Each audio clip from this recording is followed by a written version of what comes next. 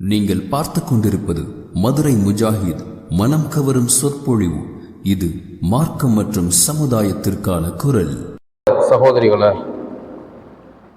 எல்லாம் வல்ல அல்லாஹுவின் நல்லடியார்களே, அல்லாஹு தஆலா நம் மீது கடமையாக ஆக்கிய இந்த ஜும்மா வணக்கத்தை நிறைவேற்ற வேண்டும் என்கிற நல்லெண்ணத்தில் நாம் எல்லாம் அல்லாஹுவை அவனுடைய இல்லத்தில் வணங்குவதற்காக ஒன்றாக குழுமியிருக்கிறோம்.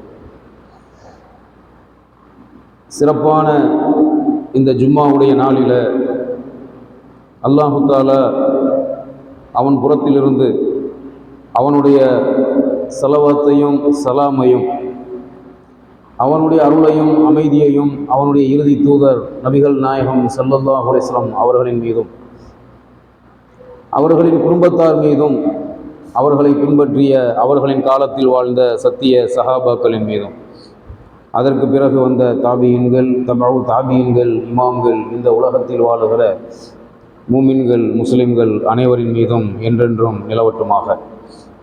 பேரன்பு கொண்ட இஸ்லாமிய சகோதர சகோதரிகளை, இந்த ஜும்மா உரையின் மூலம் நாம் கேட்கின்ற செய்திகளை நம்முடைய வாழ்க்கையில் கடைபிடித்து பின்பற்றி வாழக்கூடிய நன்மக்களாக நம் அனைவருக்கும் அல்லாஹ் அருள் புரிய வேண்டும் என்று பிரார்த்தித்தவனாக என்னுடைய இந்த உரையை ஆரம்பிக்கின்றேன்.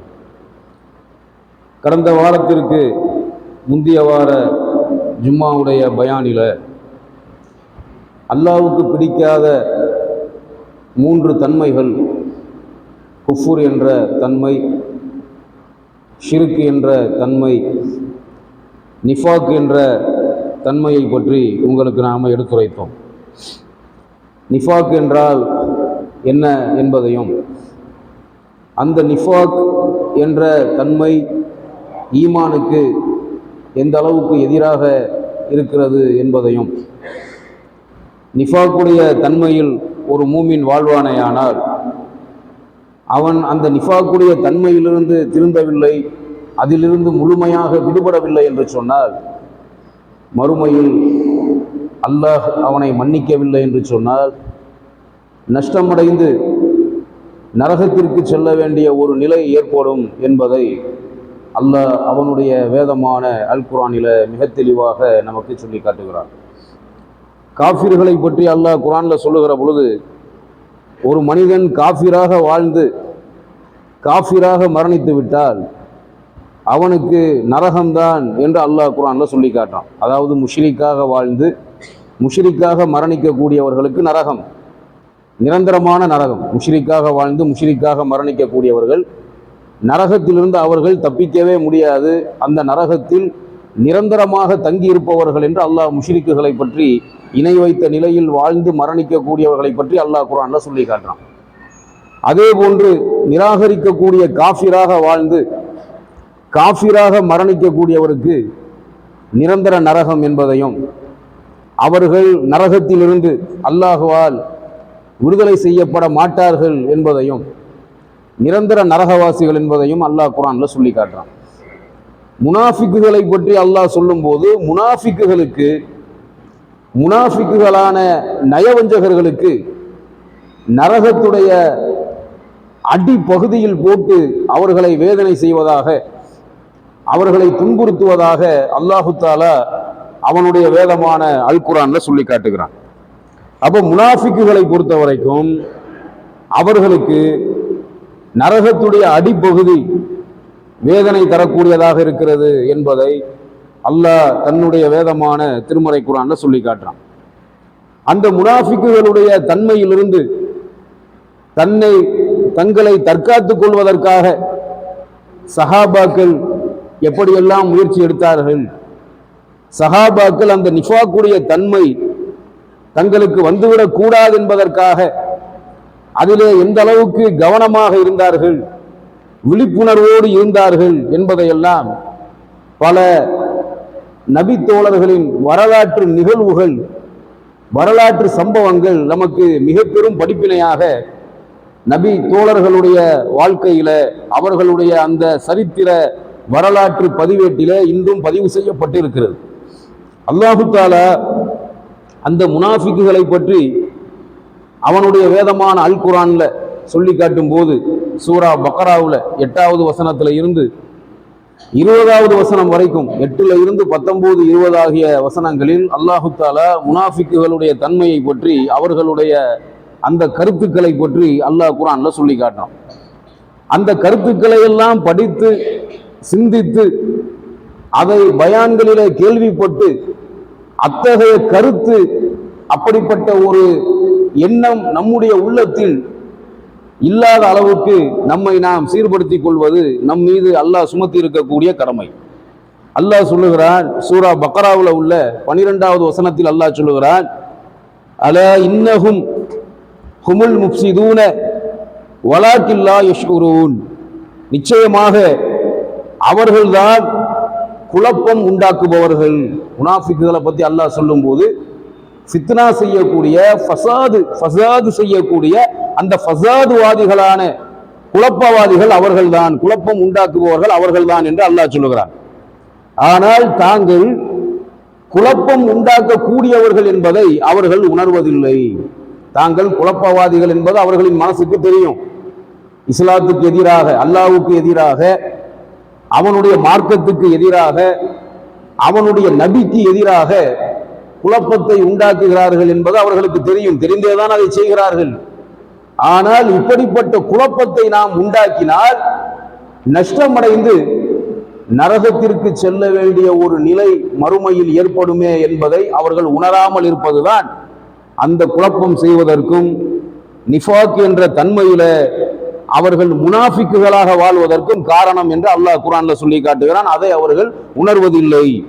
அடுத்த வசனங்களில் அல்லாஹ் சொல்லும் போது وَإِذَا قِيلَ لَهُمْ آمِنُوا كَمَا آمَنَ النَّاسُ قَالُوا أَنُؤْمِنُ كَمَا آمَنَ السُّفَهَاءُ أَلَا إِنَّهُمْ هُمُ السُّفَهَاءُ وَلَكِنْ لَا يَعْلَمُونَ. அல்லாஹ் சொல்லுகிறான், மற்ற மனிதர்கள், அதாவது குறிப்பாக மூமின்கள் ஈமான் கொண்டது போன்று நீங்களும் ஈமான் கொள்ளுங்கள் என்று அந்த முனாஃபிக்குகளிடத்தில், அல்லாஹ்வுடைய நபியின் காலத்தில் வாழ்ந்தார்களே நயவஞ்சகர்கள், சஹாபாக்களின் காலத்தில் வாழ்ந்தார்களே நயவஞ்சகர்கள், அந்த நயவஞ்சகர்களிடத்தில், அந்த முனாஃபிக்குகளிடத்தில் மற்ற மனிதர்கள் மூமின்கள் ஈமான் கொண்டதை போன்று நீங்களும் ஈமான் கொள்ளுங்கள் என்று அவர்களிடம் சொல்லப்பட்டால் அவர்கள் சொல்வார்கள், என்ன சொல்வார்கள்? மூடர்கள் ஈமான் கொண்டதை போன்று நாங்கள் ஈமான் கொள்ள வேண்டுமா என்று அவர்கள் கேட்கிறார்கள். அதாவது மூடர்கள் ஈமான் கொண்டது போன்று நாங்கள் ஈமான் கொள்ள வேண்டுமானா என்ன அர்த்தம்? அல்லாஹ்வையும் அல்லாஹ்வுடைய நபியையும் ஆகிரத் என்று சொல்லப்படுகிற அந்த மறுமையையும் யார் ஈமான் கொண்டிருக்கிறார்களோ அவர்களை மூடர்கள் என்று இந்த முனாஃபிக்குகள் சொல்கிறார்கள். உண்மையில் அல்லாஹ்வை ஈமான் கொண்ட, நபியை ஈமான் கொண்ட, மறுமையை ஈமான் கொண்ட, இஸ்லாத்தை தன்னுடைய வாழ்க்கையில கடைபிடித்து வாழுகிறானே ஒரு மூமின், அவன் மூடன் அல்ல, அவன் முட்டாள் அல்ல, அவன்தான் உண்மையிலேயே அறிவாளி.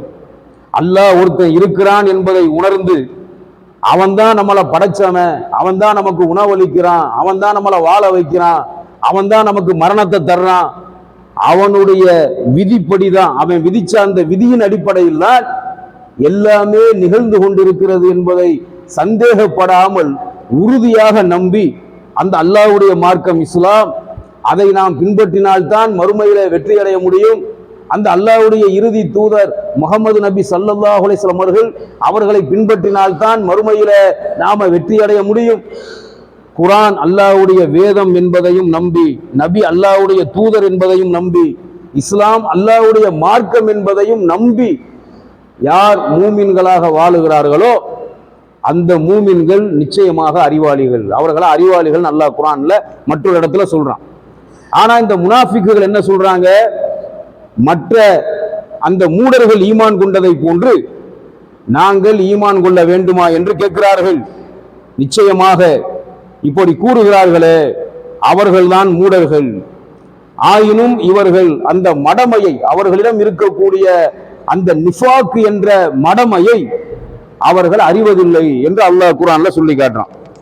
அப்ப முனாஃபிக்குகளை பொறுத்த வரைக்கும் அவர்கள் மூடர்கள், அவர்கள் மார்க்கத்துக்கு சத்தியத்துக்கு எதிரானவர்கள் என்பதை அல்லாஹ் தன்னுடைய வேதமான அல் குர்ஆன்ல நமக்கு படிப்பினையாக சொல்லி காட்டுறான்.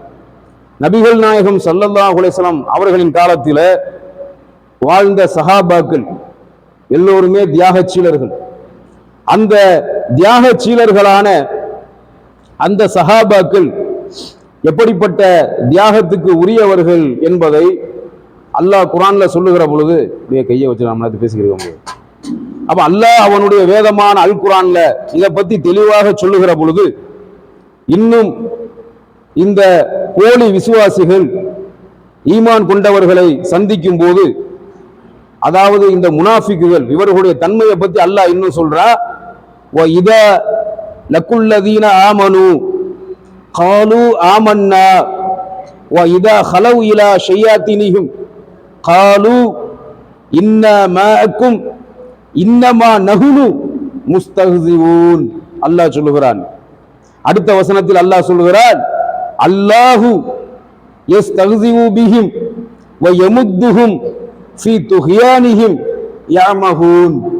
இந்த இரண்டு வசனங்களை நீங்கள் எடுத்து வாசித்து பார்த்தாலே முனாஃபிக்குடைய தன்மை எந்த அளவுக்கு ஆபத்தானது, எந்த அளவுக்கு அது ஈமானுக்கு மிக மோசமான எதிரானது என்பதை இந்த இரண்டு வசனங்களின் சொல்லப்படுகிற இரண்டு வசனங்களில் சொல்லப்படுகிற முனாஃபிக்குகளுடைய தன்மை மிக தெளிவாக வெளிப்படுகிறது. அல்லாஹ் சொல்லுகிறான், இந்த போலி விசுவாசிகள், இந்த முனாஃபிக்குகள் ஈமான் கொண்ட மூமின்களை பார்க்கும்போது நாங்கள் ஈமான் கொண்டிருக்கிறோம் என்று கூறுகிறார்கள். மூமின்களை பார்க்கும்போது என்ன சொல்றாங்க? நாங்களும் உங்களை மாதிரி ஈமான் கொண்ட மூமின்கள் தான் என்று சொல்லுகிறார்கள். ஆனால் அவர்கள் தங்கள் தலைவர்களாகிய ஷைத்தான்களுடன் தனித்திருக்கும் போது, ஷைத்தான்கள்னா அவர்கள் கூட இருக்கிற அவர்களை வழிகெடுக்கக்கூடிய ஷைத்தானும் அதில் அடங்கும்.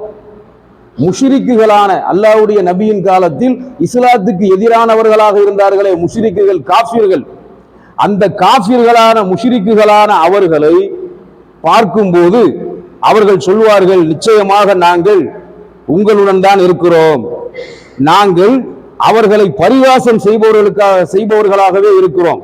அதாவது அவர்களோடு நாங்கள் கலந்திருக்கிறதுக்கு காரணம் என்னன்னு சொன்னா, அவர்களை போன்று நாங்க வேஷம் போடுறதுக்கு, வேடதாரிகளாக வேஷம் போடுவதற்கு காரணம் என்னன்னு சொன்னா, நாங்க அவர்களை பரிகாசம் செய்வதற்காக, கிண்டல் கேலி செய்வதற்காகத்தான் நாங்கள் இப்படி இருக்கிறோமே தவிர வேறு நாங்கள் உண்மையிலேயே உங்களோடு தான் இருக்கிறோம் என்று தங்களின் தலைவர்களாகிய சைத்தான்களோடு தனித்திருக்கும் போது கூறுவார்கள்.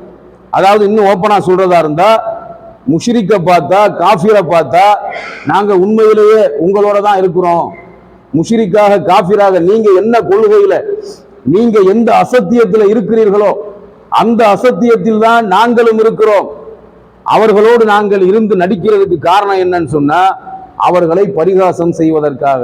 பரிகாசம் என்று சொன்னால் ஒரு விதமான கிண்டல், அதாவது ஒரு இழிவான நிலையில் கிண்டல் செய்வதற்காகத்தான் அவர்களோடு இருக்கிறோம் என்று அவர்கள் கூறுகிறார்கள். அல்லாஹ் இவர்களை பரிகசிக்கிறான். இன்னும் இவர்களின் வழிகேட்டிலேயே தட்டழியும்படி அல்லாஹ் இவர்களை விட்டு விடுகிறான்.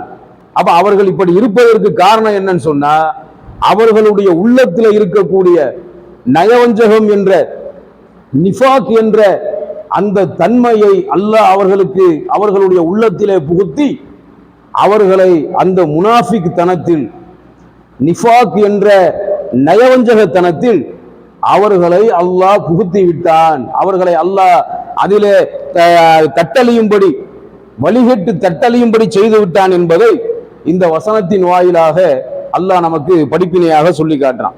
அப்ப முனாஃபிக்குகளுடைய தன்மை இருக்கிறது, அது மிக மோசமான தன்மை என்பதை அல்லாஹ் குர்ஆன்ல சொல்லி காண்பித்து, நபிகள் நாயகம் ஸல்லல்லாஹு அலைஹி வஸல்லம் அவர்களுடைய காலத்திலே வாழ்ந்த சஹாபாக்களில் ஒரு சஹாபி, அதாவது நபி தோழர்களில் ஒரு நபித்தோழர், ஹன்லலா என்று சொல்லப்படுகிற நபித்தோழர்.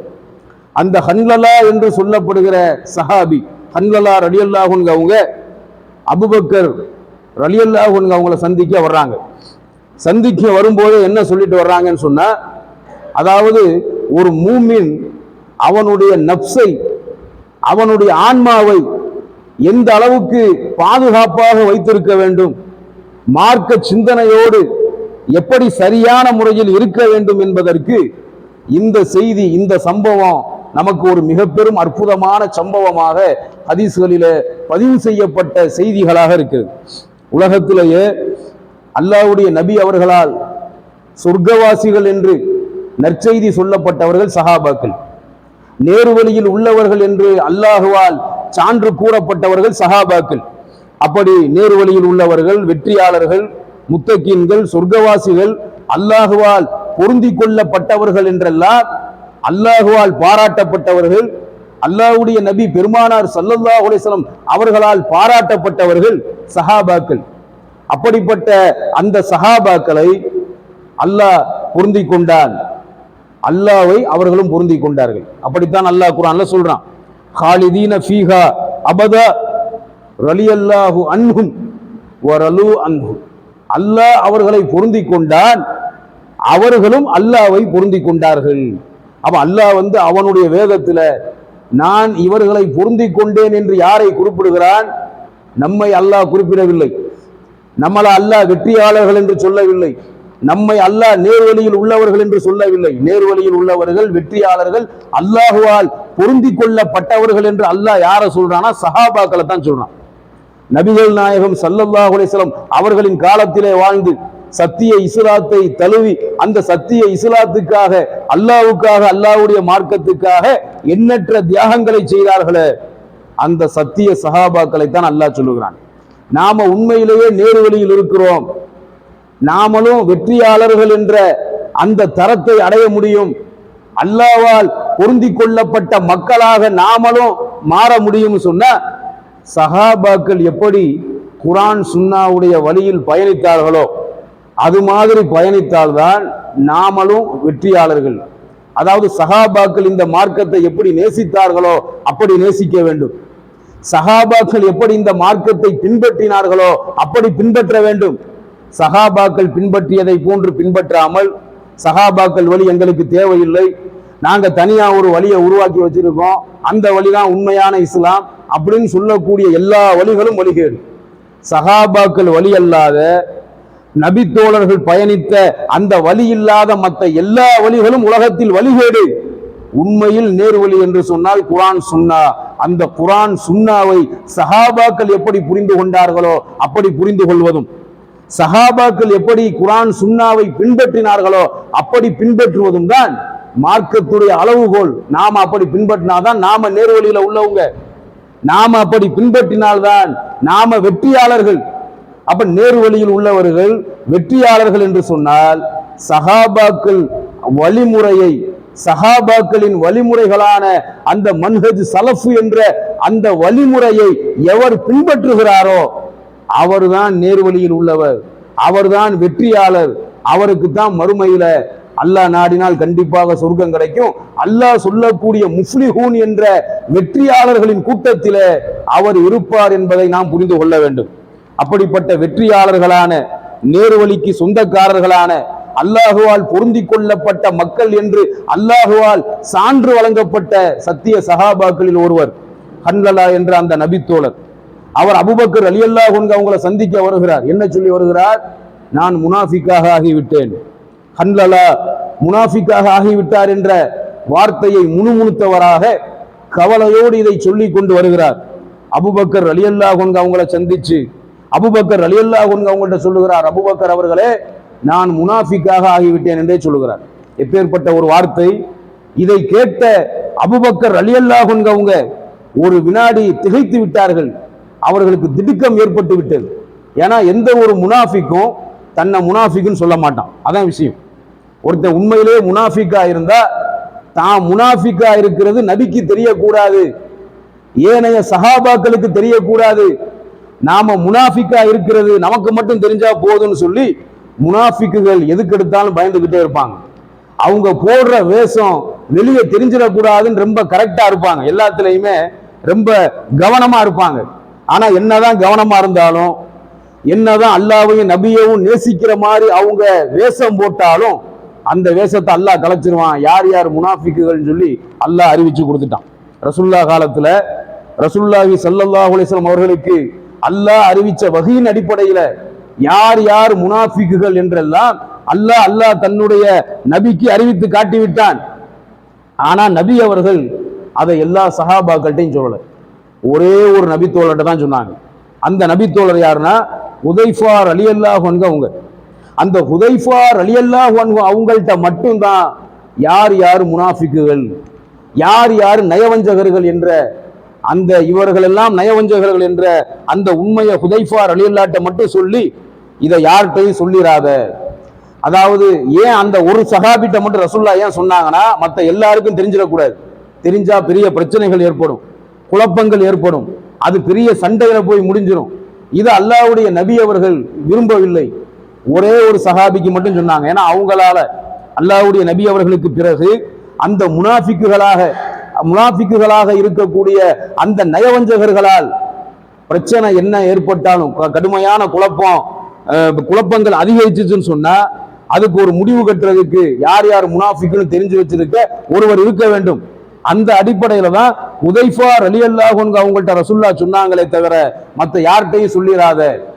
அல்லாஹ்வுடைய நபி அவர்களுக்கு பிறகு குழப்பம் அதிகமாக ஆகும்போது சொல்ல வேண்டிய நிலைமை ஏற்பட்டா நீ சொல்லு, நீ சொல்லாதன்னு சொல்லி அல்லாஹ்வுடைய நபி அவர்கள் அறிவிச்சிருந்தாங்க.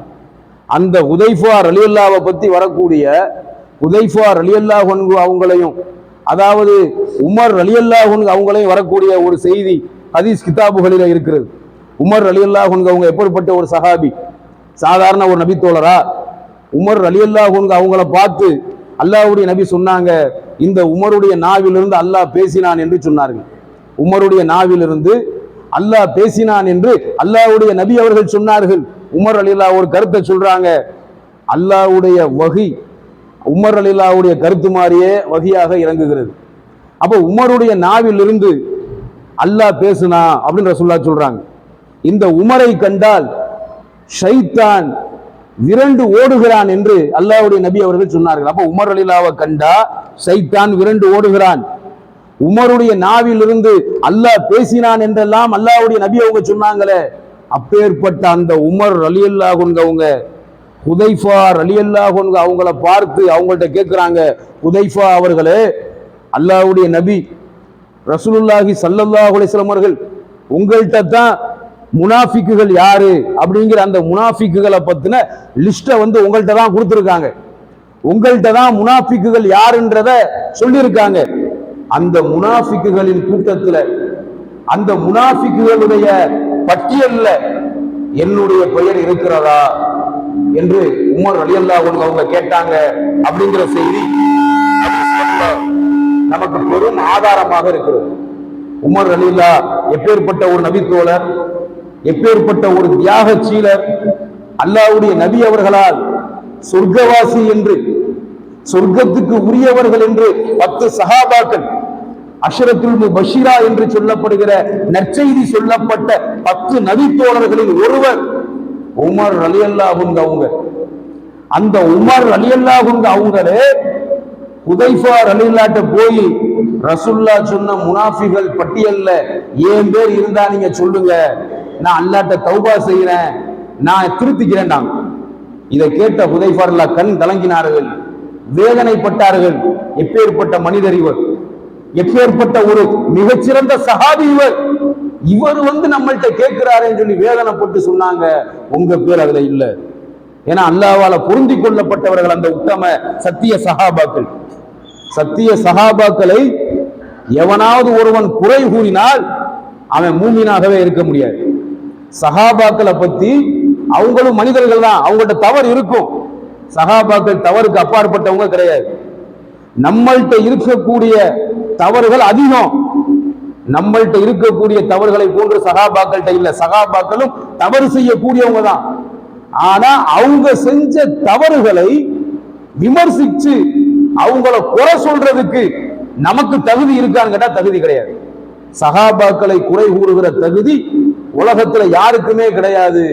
அல்லாஹ்வுடைய நபி அவங்க தெளிவா சொல்லிட்டாங்க, என்னுடைய தோழர்களில் என்னுடைய சஹாபாக்களில் யாரையுமே நீங்கள் திட்டாதீர்கள். அவர்கள் கொடுத்த அந்த ஒரு பிடி தர்மம் இருக்கிறதே, ஒரு பிடி தர்மம், அந்த ஒரு பிடி தர்மத்துக்கு ஈடாக நீங்கள் ஒரு உகது மலை அளவுக்கு தங்கத்தையும் வெள்ளியையும் தர்மமாக கொடுத்தாலும் அது ஈடாகாது. என்னுடைய தோழர்களில் யாரையுமே நீங்கள் திட்டாதீர்கள் என்று அல்லாஹ்வுடைய நபி அவர்கள் சொன்னார்கள். அப்ப அல்லாஹ்வுடைய நபி அவர்களே அவங்க சஹாபாக்களை, அவங்க தோழர்களை திட்டக்கூடாது. அவங்க கொடுத்த அந்த ஒரு புடி தர்மம், அதுக்கு ஈடாக அதுக்கு பிறகு வந்த மக்கள் உகது மலை அளவுக்கு தங்கத்தை தர்மமா செஞ்சாலும் அந்த சஹாபாக்கள் கொடுத்த ஒரு புடி தர்மத்துக்கு பிற்காலத்துல வந்த மக்கள் கொடுத்த உகது மலை அளவுக்குள்ள தங்கம் ஈடாகாது என்று அல்லாஹ்வுடைய நபி அவர்கள் சொன்னாங்க. அப்படிப்பட்ட அந்த சஹாபாக்களில் உமர் ரலியல்லாஹு அன்ஹு அவங்க நான் முனாஃபிக்குகள் கூட்டத்துல இருக்கனான்னு சொல்லி முனாஃபிக்குகள் யாருன்னு தெரிஞ்சு வச்சிருந்தாரு அல்லாஹ்வுடைய நபியிடத்திலிருந்து. அந்த நபி தோழர் ஹுதைஃபா ரலியல்லாஹு அன்ஹு அவங்கள்ட்ட போய் வழியே சென்று கேட்கிறாங்கன்னு சொன்னா, அப்ப அவர்களுடைய ஈமானிய உறுதி எந்த அளவுக்கு இருந்தது என்பதற்கு இந்த சம்பவம் ஒரு மிகச்சிறந்த எடுத்துக்காட்டாக இருக்கிறது. அதே மாதிரி அந்த ஹன்ஸா ரலியல்லாஹு அன்ஹு அவங்க அபூபக்கர் ரலியல்லாஹு இதை சொல்லும் போது அபூபக்கர் எல்லாம் திகைச்சு போய், ஏன்னா முனாஃபிக் யாரும் தன்னை முனாஃபிக்னு வெளியே காட்டிக்கிற மாட்டான், சொல்ல மாட்டான், மறப்பான். இவர் அல்லாஹ்வுடைய நபி அவர்களின் தோழர்கள்ல ஒருத்தர், மூமின்கள்ல ஒருத்தர், முஸ்லிம்கள்ல ஒருத்தர். இவர் இந்த வார்த்தையை சொல்றாருன்னு சொல்லி அல்லாஹ் உங்களை மன்னிக்கணும். ஏன் இப்படிப்பட்ட ஒரு வார்த்தையை சொல்றீங்க? நீங்க எப்படி முனாஃபிக் ஆவீங்க? உங்களுக்கு அந்த தன்மை எப்படி வந்துச்சு? நீங்க அந்த மாதிரி இருக்க வாய்ப்பே இல்லை. அல்லாஹ் மன்னிக்க வேண்டும், அல்லாஹ் பாதுகாக்க வேண்டும். நீங்க அந்த மாதிரி கிடையாது. ஏன் இப்படி சொல்றீங்க? ஏன் இப்படி நினைக்கிறீங்கன்னு கேட்கும் போது அதற்கு ஹன்ஸலா ரலியல்லாஹு அன்ஹு அவங்க சொல்றாங்க, நான் அல்லாஹ்வுடைய நபியர்களோடு சேர்ந்திருந்தால், ரசூலுல்லாஹி ஸல்லல்லாஹு அலைஹி வஸல்லம் அவங்களோடு ஒன்னா சேர்ந்திருக்கும் போது, இணைந்திருக்கும் போது எனக்கு அல்லாஹ்வை பற்றிய பயம் அதிகரிக்கிறது, இஸ்லாத்தை பற்றிய சிந்தனை ஈமான் அதிகரிக்கிறது, இஸ்லாத்தை பற்றி, அல்லாஹ்வை பற்றி, சொர்க்கத்தை பற்றி, நரகத்தை பற்றிய அந்த தக்வா அல்லாஹ்வுடைய நபியோடு ஒன்னா இருக்கும் போது அதிகரிக்கிறது. அல்லாஹ்வுடைய நபியை விட்டு சற்று நான் பிரிந்து விட்டால், நபி அவர்களோடு ஒன்னா இணைஞ்சிருக்கும் போது எனக்கு ஈமான் முழுமையா இருக்கு, எனக்கு இறையச்சம் தக்குவா அதிகமா இருக்கு, சொர்க்கத்தை நான் நேசிக்கிறேன், நபியை நேசிக்கிறேன், அல்லாஹ்வை நேசிக்கிறேன், நரகத்தை விட்டு அல்லாஹ்ட்ட அதிகமா பாதுகாப்பு தேடுறேன். இந்த தன்மை நபி அவங்களோடு இருக்கும்போது அதிகமா இருக்கிறது. இந்த தன்மையை விட்டு நான் கொஞ்சம் விலகிட்டா, நபி அவங்களோடு சேர்ந்து இருக்காம நான் விலகி போயிட்டேன். ஏன்னா நபி அவங்களோடு எல்லா நேரத்திலையும் சேர்ந்து இருக்க முடியாது. வியாபாரம் செய்யணும், வேலைக்கு போகணும், குடும்பத்தை காப்பாற்றணும், பல பொறுப்புகள் இருக்கிறது. அந்த என்னுடைய தனிப்பட்ட பொறுப்புகளை நான் செய்வதற்காக, உலக விஷயத்துக்காக நபி அவர்களை விட்டு நான் பிரிஞ்சிட்டா, எனக்கு நபி அவங்களோடு இருக்கும் போது ஏற்படக்கூடிய சிந்தனை நபி அவங்கள விட்டு பிரிஞ்சுட்டா ஏற்பட மாட்டேங்குது. அதனாலதான் நான் நினைக்கிறேன் நான் முனாஃபிக் ஆயிட்டனோ. அல்லாஹ்வுடைய நபியோடு இருக்கும்போது இருக்கக்கூடிய ஈமானிய உணர்வு, அல்லாஹ்வுடைய நபி அவங்கள விட்டு பிரிஞ்சுட்டா ஈமானிய உணர்வு குறையுது.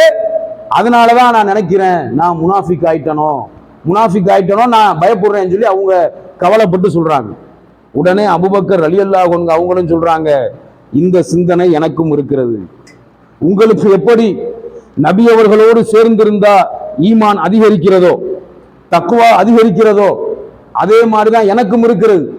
நபி அவர்களை விட்டு பிரிஞ்சு என் குடும்பத்துக்காக, என் வேலைக்காக, என்னுடைய சொந்த வருமானத்துக்காக, வேலைக்காக நபி அவங்களை விட்டு நான் பிரிஞ்சுட்டா எனக்கு உலக சிந்தனை தான் இருக்கு. ஆகிரத்தை பற்றிய, இஸ்லாத்தை பற்றிய சிந்தனை இல்லாமல் போய் விடுகிறது. நபி அவங்களோடு இருந்தா இருக்கக்கூடிய சிந்தனை, நபி அவங்கள விட்டு பிரிஞ்சுட்டா துனியாவுடைய சிந்தனை தான் இருக்குது. இஸ்லாமிய ஈமானிய சிந்தனை குறைவாக இருக்கிறது. எனக்கும் அந்த தன்மை இருக்கு. அப்ப நானும் முனாஃபிக் ஆயிட்டனோ அப்படின்னு அவங்க அபூபக்கர் ரலியல்லாஹு அன்ஹு அவங்களே சந்தேகப்பட்டு, நம்ம இதற்கு தீர்வை நம்முடைய நபியிடத்தில் கேட்போம், அல்லாஹ்வுடைய தூதரிடத்தில் கேட்போம் என்று சொல்லி இருவருமே சொல்லுகிறார்கள். இருவருமே அல்லாஹ்வுடைய தூதர் நபிகள் நாயகம் ஸல்லல்லாஹு அலைஹி வஸல்லம் அவர்களை சந்தித்து சொல்லுகிறார்கள், யா ரசூலுல்லாஹ், அல்லாஹ்வுடைய தூதரே, நாங்கள் முனாஃபிக்குகளாகிவிட்டோமோ என்று எங்களுக்கு பயமாக இருக்கிறது, நாங்கள் நயவஞ்சகர்களாக ஆகிவிட்டோமோ என்று எங்களுக்கு பயமாக, கவலையாக இருக்கிறது என்று இருவருமே சொல்லுகிறார்கள். ஹன்ஸலா ரலியல்லாஹு அன்ஹு அவங்களும் சொல்றாங்க, அபூபக்கர் ரலியல்லாஹு அன்ஹு அவங்களும் சொல்றாங்க. இதை கேட்டு அல்லாஹ்வுடைய நபி அவர்கள், அப்படி நினைக்காதீர்கள், அல்லாஹ் மன்னிக்க வேண்டும், நீங்கள் அப்படிப்பட்டவர்கள் இல்லை, நீங்கள் நயவஞ்சகர்கள் இல்லை, முனாஃபிக்குகள் இல்லை, ஏன் இப்படி கருதுகிறீர்கள் என்று கேட்கும் போது ரெண்டு பேருமே தங்களுக்கு ஏற்படக்கூடிய உணர்வுகளை சொல்றாங்க. நாங்க உங்களோடு இணைந்திருக்கும் போது, உங்க பக்கத்துல இருக்கும் போது, வாழும் போது, வசிக்கும் போது எங்களுக்கு ஈமானை பத்தி, இஸ்லாத்தை பத்தி, அல்லாஹ்வை பத்தி, அவன் மார்க்கத்தை பத்தி, சொர்க்கத்தை பத்தி, நரகத்தை பத்தி நிறைய நல்ல சிந்தனைகள் வருகிறது. உங்களை விட்டு நாங்க பிரிஞ்சுட்டா உலக சிந்தனை வருது.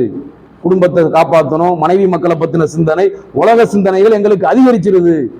இதனால நாங்க முனாஃபிக் ஆயிட்டோமோ அப்படின்னு நாங்க நினைக்கிறோம்னு சொல்லும் போது அல்லாஹ்வுடைய நபி அவர்கள் சொன்னார்கள், இதுதான் மனித தன்மை என்று சொன்னார்கள். மனிதர்களை அல்லாஹ் இப்படித்தான் படைத்திருக்கிறான்.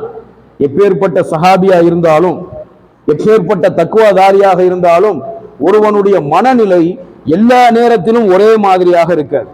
மார்க்கத்தோட அளவுகோல் என்ன? நல்ல காரியங்களை செய்ய வேண்டும், தீய காரியங்களை விட்டு விலக வேண்டும். இதுதான் மூமினுடைய பண்பு. இஸ்லாத்தில் எதெல்லாம் தீய செயல்களாக, பாவச் செயல்களாக இருக்கிறதோ அதை விட்டு விலகி இருப்பதும், நன்மையான காரியங்களை செய்வதும் தான் மூமினுடைய பண்பு.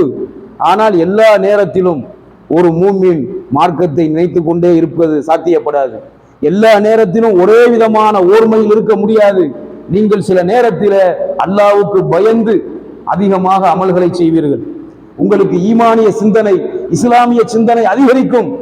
சில நேரத்தில் அந்த சிந்தனை குறையும், சில நேரத்தில் அந்த சிந்தனை இல்லாமலும் போகும். காரணம், மனிதர்களை அல்லாஹ் அப்படித்தான் படைத்திருக்கிறான். குர்ஆனிலே அல்லாஹ் மிக தெளிவாக சொல்லுகிறான், குலிக்கல் இன்சானுல் ஐஃபா, மனிதனை நான் பலவீனமாக படைத்திருக்கிறேன் என்று அல்லாஹ் சொல்றானே, அந்த பலவீனத்துல மனிதன் தவறு செய்யக்கூடிய பலவீனம் உள்ளவனாக அல்லாஹ் மனிதனை படைத்திருக்கிறானே, அந்த பலவீனத்துல ஒரு பலவீனம் தான் இது.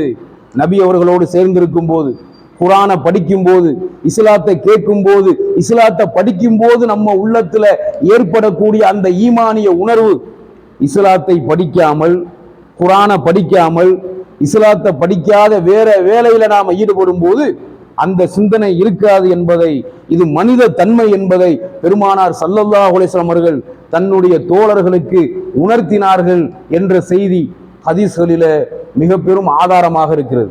அப்ப இந்த வரலாற்று நிகழ்வு, இந்த வரலாற்று சம்பவம் நமக்கு எப்படிப்பட்ட படிப்பினையை தருகிறது என்று சொன்னால், சஹாபாக்கள் தங்களுடைய உள்ளத்தில நிஃபாக் என்ற அந்த நயவஞ்சக தன்மை வந்துவிடக் கூடாது என்பதில் சஹாபாக்கள் எப்படி கவனமாக இருந்தார்களோ அதே போன்று நாமும் கவனமாக இருக்க வேண்டும்.